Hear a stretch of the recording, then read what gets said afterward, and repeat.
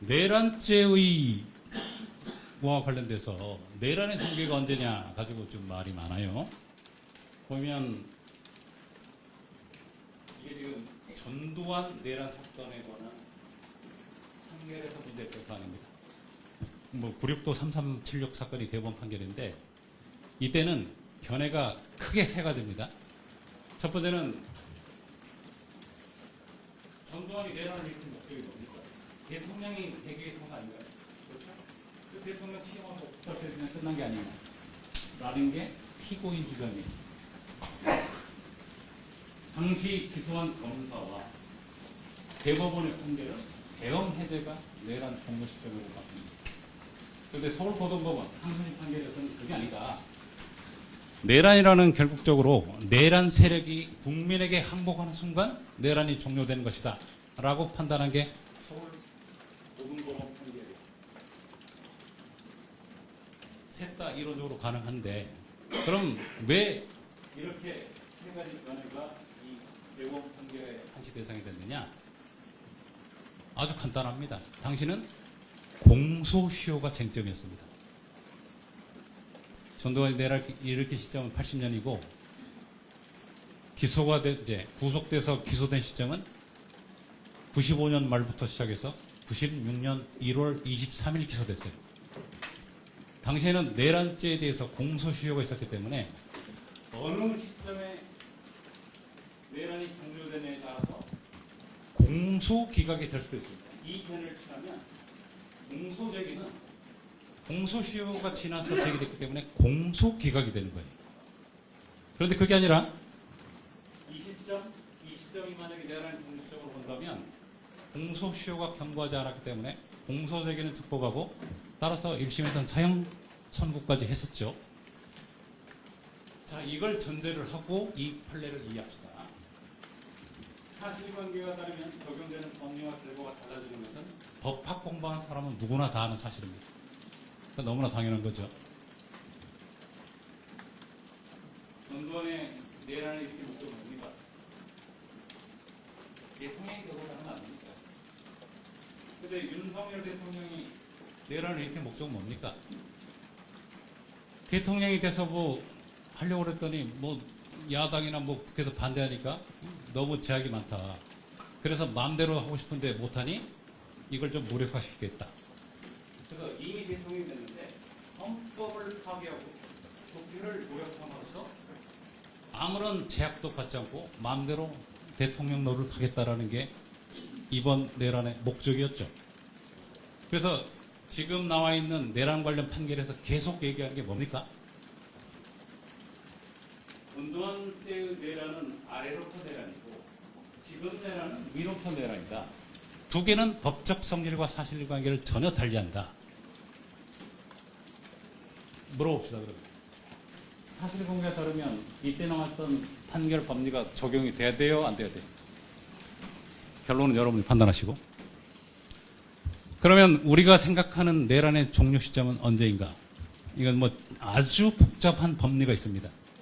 독일 형법학계 그 위헌범에 관한 법리를 보시면 꽤 많은 논의가 축적되어 있는데 지금 여기서 형법학 이론을 설명하는 것은 적절치가 않잖아요. 그래서 간단히 설명드리자면 위헌범이다. 내란죄의 본질은 위헌범인데 그럼 위헌범은 언제 그러면 위험 상태가 종료된 것으로 보느냐, 범행이 종료된 것으로 보느냐라는 게 위헌범의 본질과 관련된 사항인데 일반인의 관점에서 위험 상태가 생기는 경우 내란 상태가 종료된다. 그래서 일반이라는 것은 일반 국민을 말하는 겁니다. 그럼 일반 국민이 느끼기에 언제 위험하지 않다고, 즉 이제 안심해도 좋다고 생각했을까라는 걸 한번 돌이켜서 봅시다. 근데 이렇게 말하면 너무 추상적이니까 독일 형법학자들이 사례로 들은 케이스가 있어요. 독일 뭐 주석서나 교과서를 보면 항상 등장하는 유명한 리딩 케이스인데 하나 설명을 드릴게요. 사냥꾼이 토끼를 사냥하기 위해서 토끼에게 총알을 발사했습니다. 그런데 첫 번째 총알이 빗나갔어요. 그래서 사냥꾼이 두 번째 총알을 장전하고 조준 사격을 하기 위해서 준비하고 있습니다. 이때 토끼가 느꼈을 때 위험하다고 느낍니까? 아니면 안전하다고 느낍니까? 저 앞에 기자님 한번 얘기해 보십시오. 어때요? 토끼 상태에서는? 에? 위험하다고 느낍니까? 아니다. 뭐 총알 발사도 안 했는데 그리고 두 번째 총알도 빈다고 할지 어떻게 하냐. 나는 뭐 불사신이다 이렇게 생각하고 토끼는 안전하다고 생각하시는 분 거수.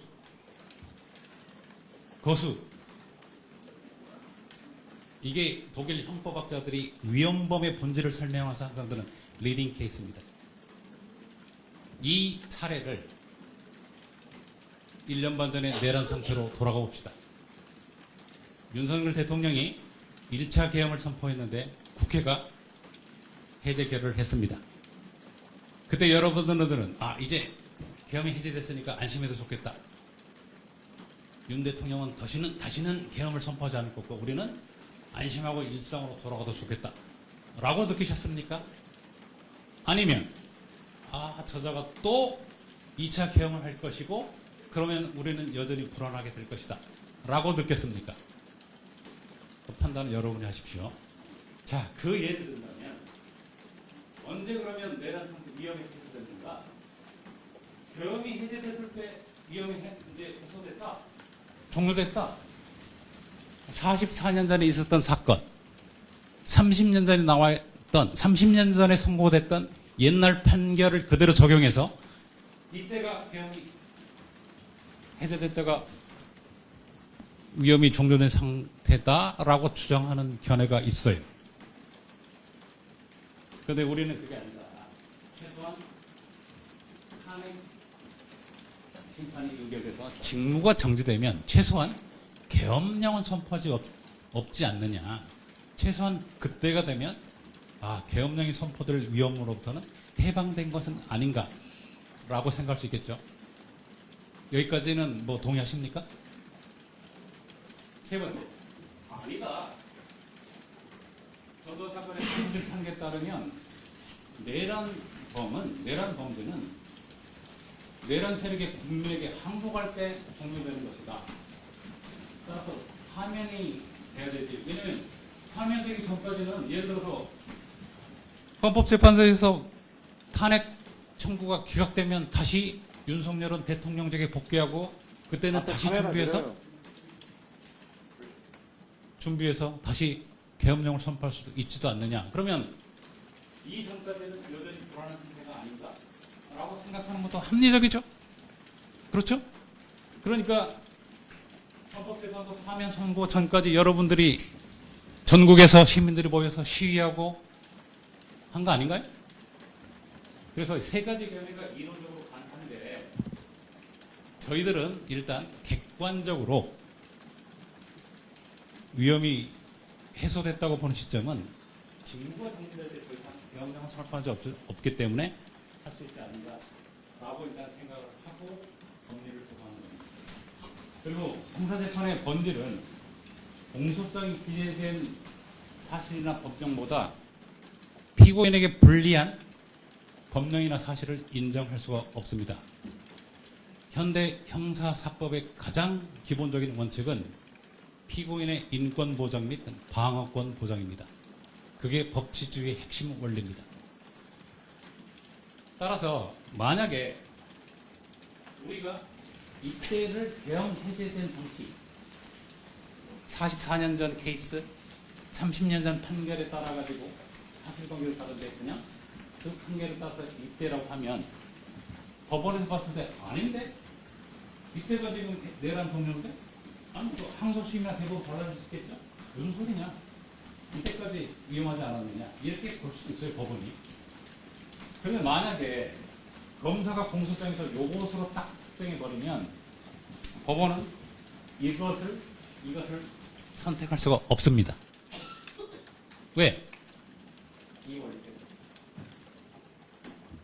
법원에게 선택권을 주는 거거든요. 그래서 이런 말이 있어요, 법원에. 그 법원에. 영어로 얘기하면 justice is choice and choice is power. 재판 또는 정의라고 합시다. 재판은 선택이고 선택할 수 있는 것은 권한이다. 이런 말이 있습니다. 무슨 얘기하니 형사재판에서 검사 역할은 원고의 역할입니다.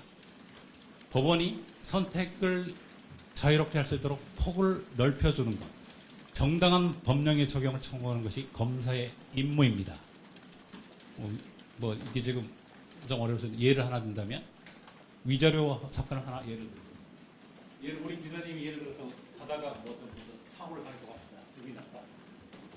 그래서 위자료를 내가 1억을 받고 싶은데 판례를 검색해 봤더니 하고 싶은 판결 하나가 44년 전에 있었던 사건 중에 30년 전 판결이 이런 경우는 위자료가 1,000만 원밖에 인정이 안 된다고 그래요.